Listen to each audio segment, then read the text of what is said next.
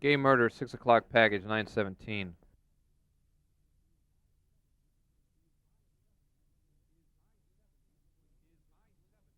Is I-70 between Indianapolis and Dayton the well-traveled road of a killer targeting homosexual men as victims?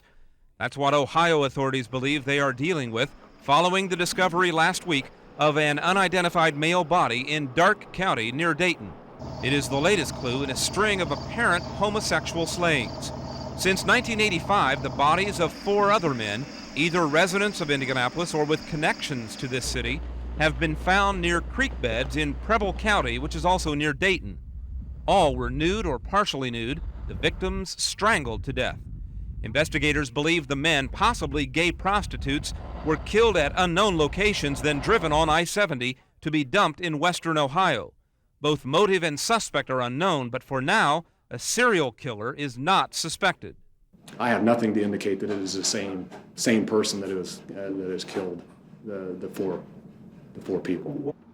The latest identified victim is 32-year-old Clay Boatman of Indianapolis, whose car was found at this popular downtown gay bar. Boatman's body was found in Ohio last month. Stan Berg, who publishes this Indianapolis-based gay newspaper, says the Ohio discoveries, plus an Indiana investigation into 5 other bodies found under similar circumstances, have convinced him who the killer may be. Somebody who, for whatever reason, can't deal with his own homosexuality and is going out having sex with these people and then murdering them afterwards as part of his purging of his guilty conscience. With at least 10 suspected gay victims, Berg charges authorities have been late in alerting the homosexual community. Today, the warning came from Ohio. There may be some concern if you are in the Indianapolis area and involved in the gay community and potentially out cruising or going somewhere with someone alone and nobody knows you're going there. And while authorities are not yet comfortable calling this the act of a serial killer, they have asked the FBI to work up a profile of a potential serial killer. It is hoped that that might provide the missing link to help break this case. In Preble County, Ohio, Neil Moore, WISH TV, News 8. Hello, this is Henry County Murder, 6991.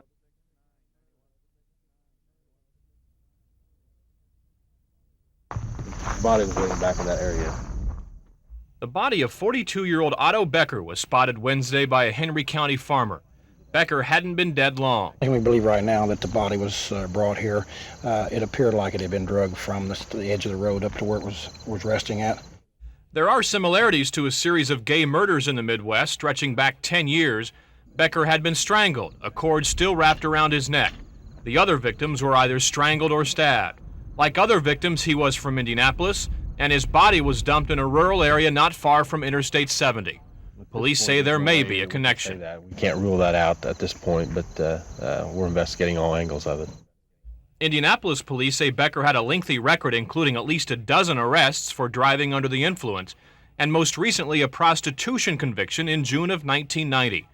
The information is being turned over to a special task force investigating the gay-related killings. We are working with the task force who are currently investigating the other homicides, and we are relaying any information that we have to those people, and in hopes that whatever anybody picks up will be of some help to all of us. One neighbor who lives just up the road says she is shocked by this discovery. She says this isn't the kind of thing you'd expect in rural Henry County. Well, I just got us scared to death now. I mean, you know, we're not used to things like this happening. We thought we were safe out here. I've walked this road at night checking cows and everything, and I'm not going to do that anymore. And my kids aren't going to be allowed out anymore. In their search for a suspect, police are hunting for the car that Becker may have been driving, an older model brown Honda Accord with Ohio plates. In Henry County, Rick Dawson, WISH TV, News 8.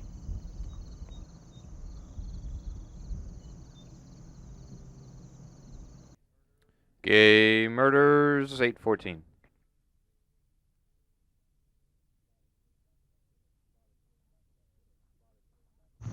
Body was laying back in that area.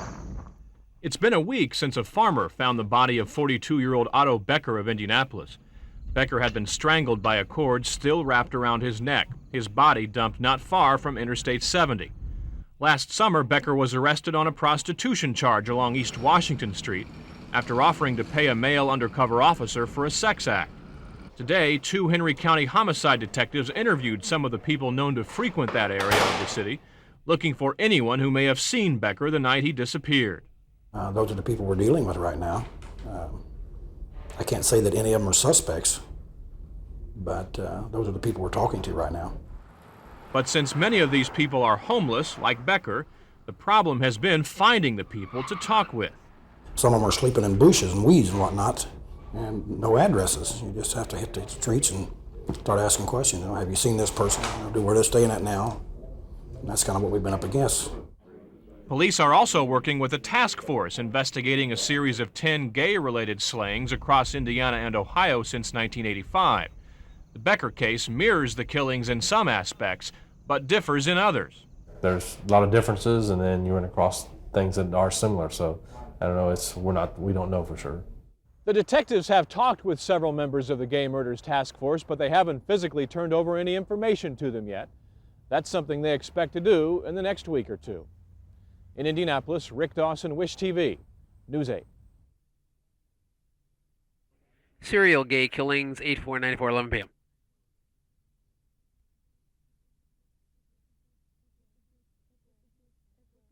If we could just hear something. The uncertainty is the hardest part, not knowing. The mother of Roger Allen Goodlett has been making up flyers, making phone calls, anything to help find her 34-year-old son. He's been missing for 2 weeks. We're having a terrible time coping with it.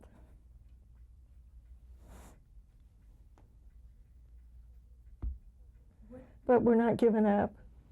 Goodlett was last seen near the American Legion Park downtown. A friend saw him getting into a car with Ohio plates. Alan, getting ready to get into a car, and I had my window down. I yelled and I said, "Hey, Alan."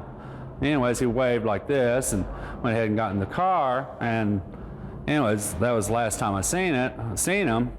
Goodlett has dark hair, dark eyes, medium-built, white gay man with a mustache. The description is very similar to at least 2 other men who were also last seen in this downtown area. They all look alike, so it's not coincidence. I think someone's out there doing this. That's what Goodlett's mother fears most. If it's only one, you have hopes whenever you think there's that many missing. And I pray for those mothers. Leah Hope, WISH TV, News 8.